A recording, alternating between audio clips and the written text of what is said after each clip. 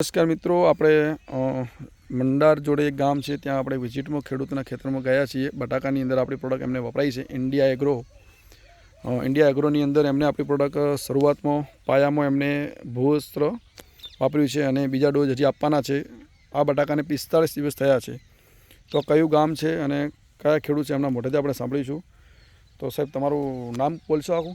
Deeparam Ranchhodji ઈગોડા Chaudhary. Chaudhary. Okay, તો તમારું નામ ઓકે. હવે ગામનું નામ શું છે? સોરડા ગામ. બરાબર. બટાકાની અંદર તમે હર સાલ બટાકા વાવો છો, બરાબર? તો આ સાલની અંદર તમે અમારી ઇન્ડિયા એગ્રોની પ્રોડક્ટ યુઝ કરી છે. તો પાયામાં શું આપ્યું હતું? પેલું 2 કિલોનું ભૂવસ્ત્ર. બરાબર. ભૂવસ્ત્ર વાપરવાથી મતલબ અત્યારે બટાકાની આપણે જોઈ શકીએ છીએ એનો જે છોડનો જે વિકાસ છે સારામાં સારો છે. અને આપણે એક બટાકું ખોદ્યું છે જે બટાકાની અંદર એક બટાકામાં કેટલા બટાકા છે? 5 બટાકા છે, બરાબર ને?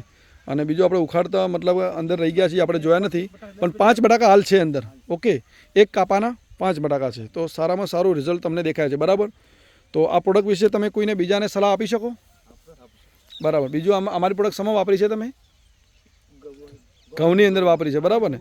ઓકે, તો કિસાન જોઈ શકો છો આપણે આ સાહેબને રાસાયણિક ખાતરમાં એમને ખાલી પાયામાં ડીએપી નાખ્યું હતું અને ડીએપી નાખ્યા પછી ઉગ્યા પછી આપણે 15-20 દિવસે આપણે ખેડૂતની મુલાકાત કરી હતી અને પછી આપણો ડોઝ આપણે આપ્યો હતો.